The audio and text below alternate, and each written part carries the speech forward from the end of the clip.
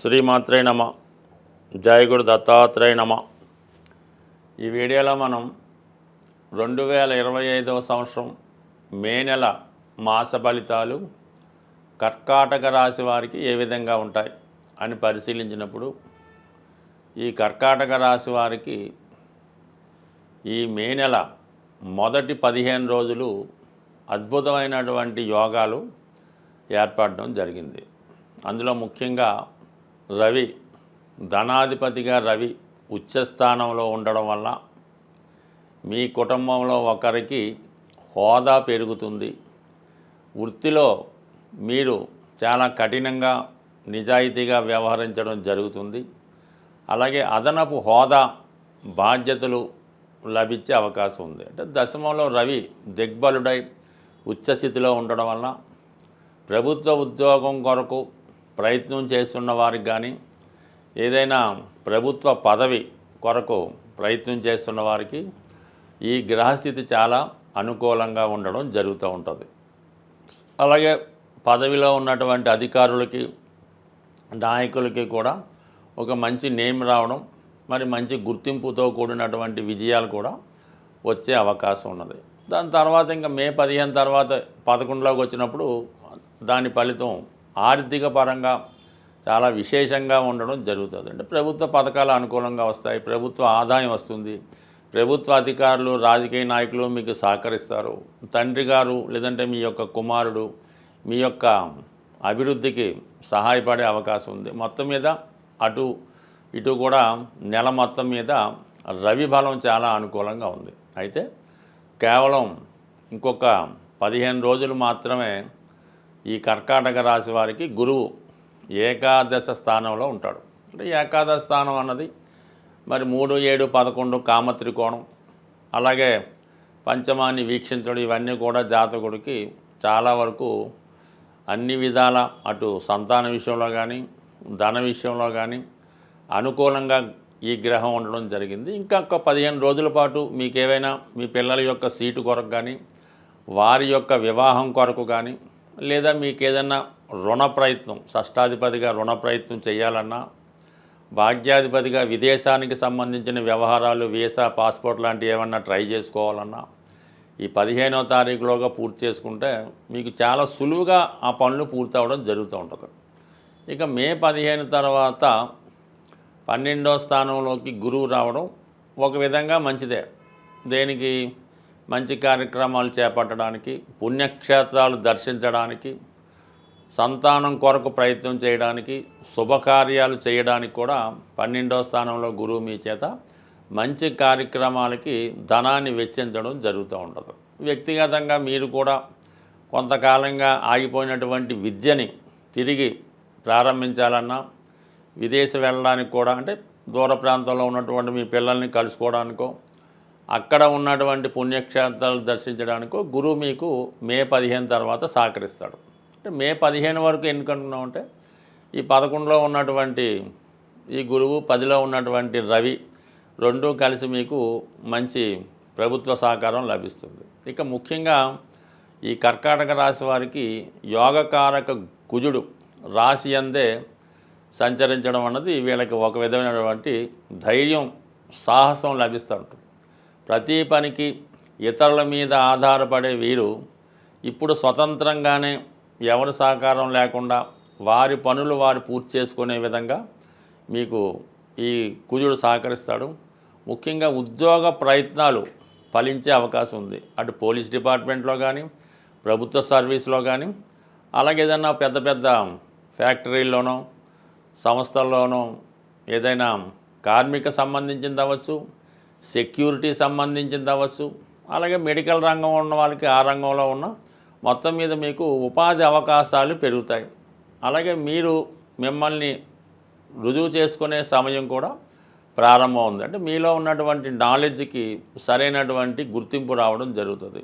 Especially ఈ కర్కాటక రాశి లగ్నం వారు ఎక్కువగా సినిమా పరిశ్రమలో కూడా ఉండడం జరుగుతూ ఉంటుంది. ఎక్కువగా హీరోయిన్స్గా, హీరోలుగా కొత్తగా వాళ్ళు ప్రయత్నం చేస్తూ ఏదైనా ఎంట్రీ ఇవ్వాలనుకుంటే మరి ఈ కర్కాటక రాశి వారికి ఈ సినిమా రంగ ప్రవేశం కానీ, టీవీలో కానీ, సో ఏదైనా ఒక మీడియాలో ప్రవేశించడానికి కూడా ఈ గ్రహస్థితి అనుకూలించే అవకాశం ఉన్నది. సో ఇవన్నీ అనుకూలంగా ఉన్నాయి.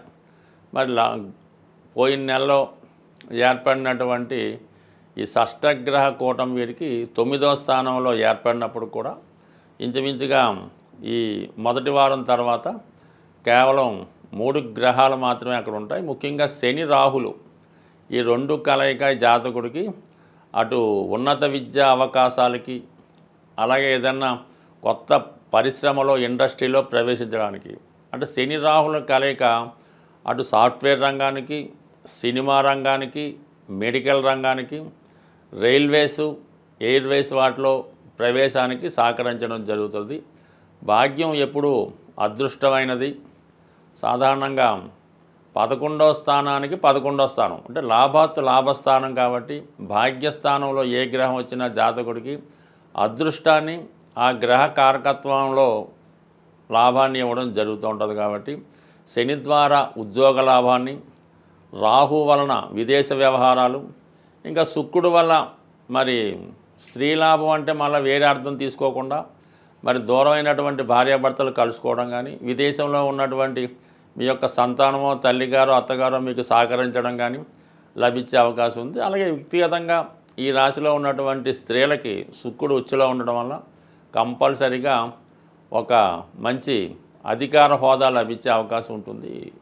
గ్రహాలని, జ్యోతిష్ శాస్త్రాన్ని, గోచార ఫలితాలు నమ్ముతున్న వాళ్ళు సాధారణంగా ముఖ్యమైనటువంటి గ్రహాలు మారినప్పుడు వాటి యొక్క ప్రభావాన్ని చూపించడం జరుగుతూ ఉంటుంది.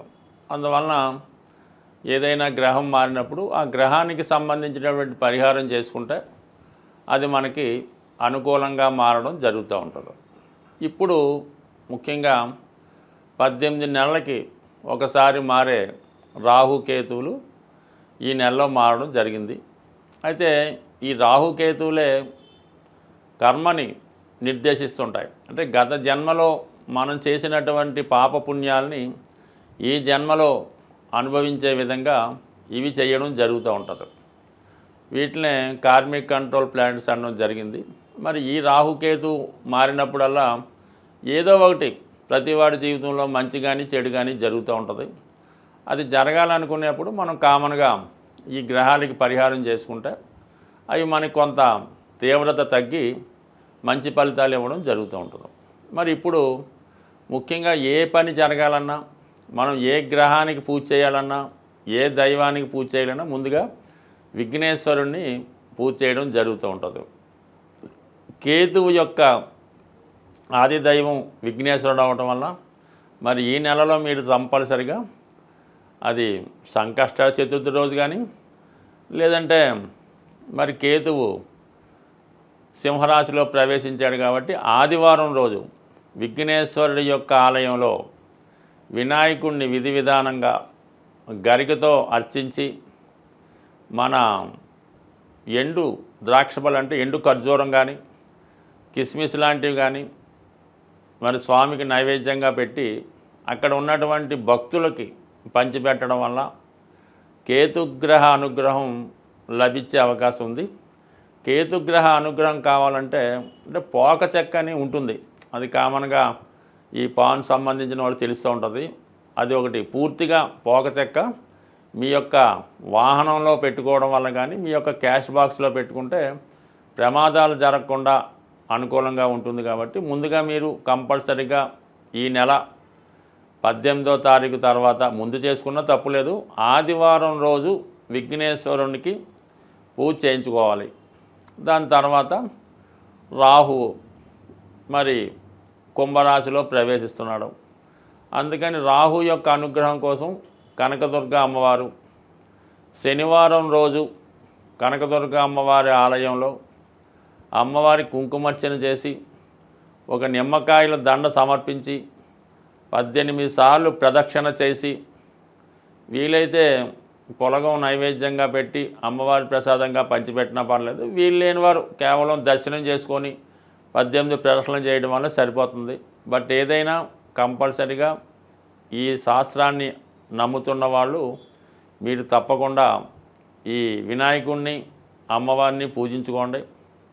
వీలైతే ఏదైనా ఒక శక్తి క్షేత్రాన్ని, శక్తి పీఠాన్ని దర్శించడం వల్ల ఈ రాహుకేతువుల అనుగ్రహం లభించే అవకాశం ఉంది. బట్ ఏదైనా రాహుకేతు మనకు అనుకూలంగా ఉంటే ఆటోమేటిక్గా మిగతా గ్రహాలన్నీ అనుకూలించే అవకాశం ఉంది. అందువలన కంపల్సరీగా గ్రాసాన్ని చేసుకోండి. ముఖ్యంగా సింహరాశిలోకి కేతుగ్రహ ప్రవేశం అన్నది చాలా వరకు అధికారులకి, పెద్దవారికి కొంత ఇబ్బందులు లాంటివి ఉంటుంటాయి. కాబట్టి నిరంతరం సూర్య నమస్కారం చేసుకొని, ఆదిత్య హృదయ పారాయణ చేసుకొని ఆదివారం నియమంగా ఉంటే అటు ఆరోగ్యం, ఐశ్వర్యం లభిస్తుంది. అలాగే ఇదే నెలలో గురుగ్రహం కూడా మనకి ఈ మే 15 మారడం జరుగుతుంది. గురువు ఏ భావానికి వచ్చినా ఆ భావ ఫలితాలు మనకి ఇంప్రూవ్ చేయడం జరుగుతుంటుంది. కాబట్టి గురుగ్రహ అనుగ్రహం కోసం అంటే శివుణ్ణి పూజించుకోవచ్చు, దక్షిణామూర్తిని ఆరాధించవచ్చు, దత్తాత్రేయుల వారిని ఆరాధించవచ్చు, లేదా మీ ఇష్ట దైవాన్ని పూజించవచ్చు, లేదా మీ తల్లిదండ్రుల యొక్క ఆశీర్వాదం తీసుకున్నా సరే గురుగ్రహం యొక్క అనుగ్రహం తప్పకుండా లభించే అవకాశం ఉంది. ఏదైనా చాలా కాలంగా తీవ్రమైనటువంటి ఇబ్బందుల్లో పడుతున్నాం, ఏ విధంగా కూడా మనకి దారి లేదు అనుకున్న వాళ్ళు మరి ఈ నెలలో ఒక అద్భుతమైన రెమెడీ ఏంటంటే, ఏదైనా మీకు దగ్గరలో ఉన్నటువంటి గోశాలని దర్శించి మీ యొక్క వెయిట్, మీరెంత బరువు ఉన్నారో అంత బరువు ఉన్నటువంటి వెయిట్ చూసుకోండి. మీరు ఒక 80 కేజీలు ఉన్నారనుకోండి, 80 కేజీలు ఎండుగడ్డి కానీ పచ్చగడ్డి కానీ దాని ఖరీదు ఆ గోశాలలో డొనేట్ చేయవలసి ఉంటుంది. అయ్యో అంత శక్తి మనకు లేదు అనుకున్నప్పుడు దాంట్లో 8వ వంతు, అంటే మీరు 80 కేజీలు ఉంటే ఒక 10 కేజీలు పచ్చగడ్డి లేదంటే ఎండుగడ్డి ఆ గోశాలలో డొనేషన్ చేయడం వల్ల మీరు పునర్జన్మ, కొత్తగా జన్మ ఎత్తి ఎంత బాగుంటుందో అంత ఐశ్వర్యవంతంగా, అదృష్టవంతంగా ఉండే అవకాశం ఉంది. ఈ చిన్న ప్రయత్నాన్ని చేసి సక్సెస్ అవ్వాల్సింది. స్వస్తి.